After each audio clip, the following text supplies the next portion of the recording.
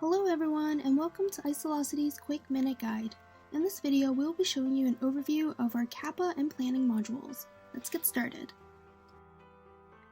Within our CAPA module, we do provide a full CAPA toolkit. We have corrective actions, non-conformances, deviations, complaints, and out of specifications. Going into our corrective actions report, you're able to identify different owners and subscribers that can come in and execute their tasks.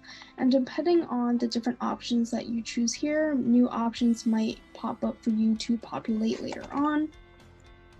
And so you would be able to identify your error and provide root cause analysis either through 5Y or fishbone analysis, preventative actions. You can also assign different implementation plans to different users within the organization. And furthermore, from an admin perspective, by clicking the gear icon up here, you're able to create a different workflow and adjust the module settings where you can turn certain options on and off, or provide any helper text.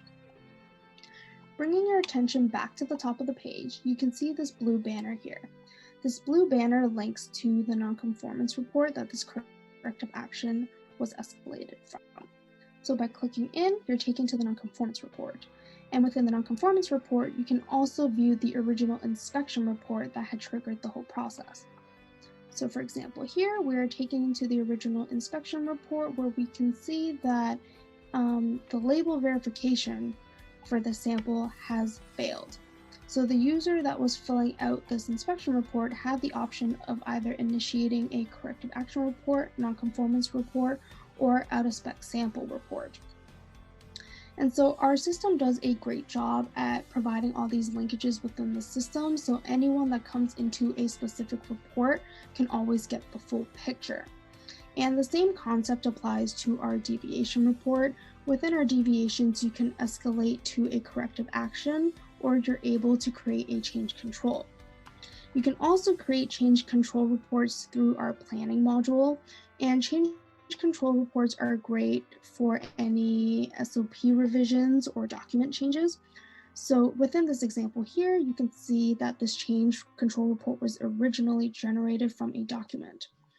So by clicking in, it'll take you back to the original document where you can see the change control report was linked. And by clicking the paperclip icon here, it'll take you back to the change control report, where then you can further populate out all the necessary information, identify owners and subscribers. You can also identify different departments for sign off, and you can assign other users and have either the authorization or rejection of this specific change control report. Moving on to our planning report. Our planning report is straightforward. This module links up with Section 6 of ISO, and it's great for establishing quality objectives and how they'll be achieved. So you'll identify your purpose and issue and link any requirements and resources needed. Last but not least, we also have our risk management module where you can execute risk reports either through process failure modes effective analysis or HACCP. And within our HACCP builder, you're able to build out and identify the different control points, and you can link them to the inspection manager, which is then linked to the HACCP plan.